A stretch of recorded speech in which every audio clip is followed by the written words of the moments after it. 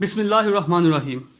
2015 से चलती हुई इसराइल और सऊदी अरब की खुफिया मुलाकातें क्या इस बात का पेश खैमा है कि सऊदी अरब भी अब इसराइल को तस्लीम करने जा रहा है? क्योंकि अगर इसराइल के अखबार का दावा देखा जाए तो इसराइली वजीर आजम ने 2018 में यूएई का खुफिया दौरा किया था। जी हाँ, 2018 में खुफिया दौरा किया था, जिसका नतीजा ये है कि आज 2020 में यूएई ने इसराइल के साथ अमन मुआहिदा कर लिया है। सऊदी अरब का इसराइली त्यारे को अपनी फिजाई हदूद इस्तेमाल करने की इजाज़त देना और इसराइल का अपने बाशिंदों को सऊदी अरब जाने की इजाज़त देना, ये सब कुछ और इन खबरों की मज़ीद तफसील आज की इस वीडियो में।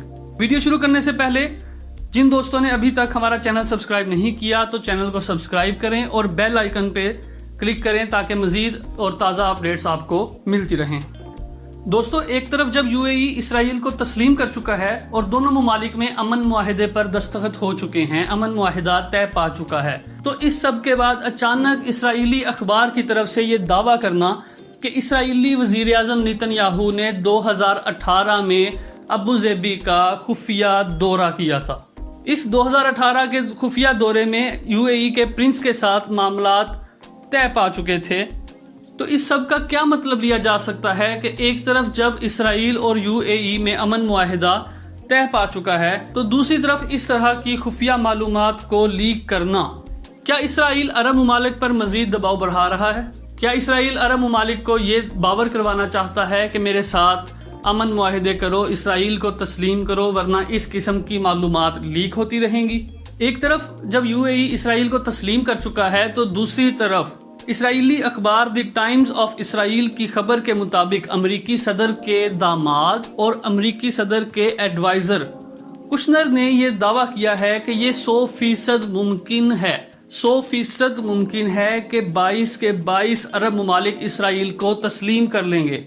22 अरब ममालिक इंक्लूडिंग सऊदी अरेबिया के बारे में ये दावा किया गया है कि वो इसराइल को तस्लीम कर लेंगे, और ये दावा अमरीकी सदर के दामाद और उनके एडवाइजर कुशनर की जानिब से किया गया है। कुशनर के इस दावे को अगर बगौर देखा जाए तो फिर क्या ये भी मान लेना चाहिए कि इसराइली वजीर आजम नेतन्याहू यूएई की तरह सऊदी अरब के भी खुफिया दौरे कर चुके हैं? क्या वो यूएई के प्रिंस की तरह सऊदी अरब के प्रिंस मोहम्मद बिन सलमान से भी मुलाकात कर चुके हैं? दोस्तों, जिस हिसाब से हालात चल रहे हैं और दावे नजर आ रहे हैं, मेरा ये ख्याल है कि आने वाले वक्त में आपको ये भी सुनने को मिलेगा कि वाकई नेतन्याहू और सऊदी अरब के दरमियान मामलात तय हो चुके हैं। नेतन्याहू सऊदी अरब के खुफिया दौरे कर चुके हैं। एक और इसराइली अखबार द टाइम्स ऑफ इसराइल के मुताबिक मोसाद के हेड ने 2018-2019 में गल्फ कंट्रीज का विजिट किया था।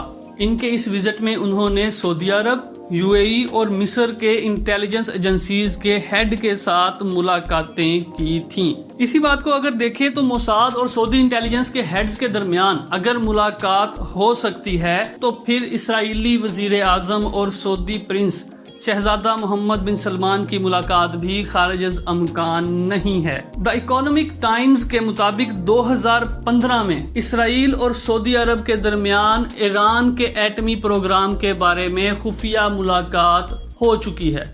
मुलाकातों का ये सिलसिला अगर 2015 से जारी है तो हम ये कह सकते हैं कि ये ऊंट अब किसी करवट बैठने वाला है।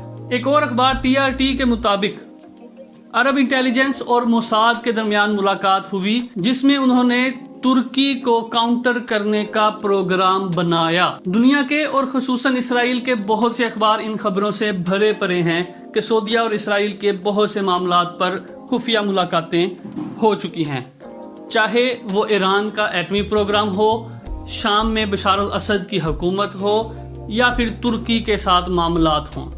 सऊदी अरब और इसराइल के दरमियान बहुत से मामलात पर मुलाकातें हो चुकी हैं। ये सब इसराइली अखबारों का कहना है। अब जब यूएई इसराइल को तस्लीम कर चुका है तो इसराइल से पहली फ्लाइट यूएई आनी थी। तो दोस्तों, इस फ्लाइट को अपनी एयर स्पेस इस्तेमाल करने की इजाज़त किसी और ने नहीं बल्कि सऊदी अरब ने दी है। سعودی عرب نے اسرائیل کی اس فلائٹ کو اجازت دی ہے کہ آپ ہمارے ملک کی فضاؤں میں سے گزر کر UAE جا سکتے ہیں۔ ایک طرف سعودی عرب اسرائیل کی فلائٹ کو اپنے ملک سے گزرنے کی اجازت دے رہا ہے تو دوسری طرف اسرائیل کی وزارت داخلہ نے اسرائیلی تاریخ میں پہلی مرتبہ اسرائیل کے باشندوں کو سعودی عرب جانے کی اجازت دی ہے۔ بظاہر یہ اجازت انہوں نے حج کے بارے میں اور 90 روزہ بزنس ٹرپ کے لیے دی ہے کہ اسرائیلی باشندے 90 روزہ بزنس ٹرپ کے لیے سعودی عرب جا سکتے ہیں، لیکن فلائٹ کی یہ اجازت دینا اور اسرائیل کا اپنے باشندوں کو سعودی عرب جانے کی اجازت دینا یہ ظاہر کرتا ہے کہ دونوں اطراف نرم گوشہ پایا جاتا ہے۔ یہ سارے معاملات ایک خاص کام کی کڑی نظر آ رہے ہیں، جو کہ آنے والے وقت میں یہ ساری کڑیاں کھلتی چلی جائیں گی اور حالات سب کے سامنے آنا شروع ہو جائیں گے۔ کشنر جو کہ امریکی صدر ڈونلڈ ٹرمپ کے داماد اور ان کے ایڈوائزر ہیں، انہوں نے کچھ دن پہلے سعودی عرب اور لبنان کا دورہ کیا تھا۔ سعودی عرب اور لبنان کے اس دورے سے واپس جا کر انہوں نے بظاہر یہ بیان دیا تھا کہ فی الحال سعودی عرب اور لبنان اسرائیل کو تسلیم کرنے پر آمادہ نہیں ہیں۔ ادھر سعودی حکومت کا بھی یہی دعویٰ ہے کہ وہ اسرائیل کو تسلیم کرنے کے لیے فی الحال کسی بھی آپشن پر غور نہیں کر رہے۔ اس وقت تک فی الحال ہمیں آفیشل اعلان پر ہی اکتفا کرنا پڑے گا، مگر اندرون خانہ ان ملاقاتوں سے انکار ممکن نہیں ہے۔ UAE کی انٹیلیجنس، سعودی عرب کی انٹیلیجنس اور موساد کے درمیان ملاقاتیں، اس کے بعد سعودیہ اور اسرائیل کی ایران کے معاملے پر ملاقاتیں، یہ تمام واقعات اس طرف اشارہ کرتے ہیں کہ آنے والے دنوں میں عرب ممالک میں اسرائیل کے بارے میں بہت کچھ بدلنے والا ہے۔ کیا UAE کے بعد دیگر عرب ممالک خصوصاً سعودی عرب بھی اسرائیل کے کیمپ میں شامل ہوگا؟ اس سے جڑی ہوئی تمام خبروں اور اپڈیٹس کے لیے دیکھتے رہیے ہمارا چینل۔ اللہ حافظ۔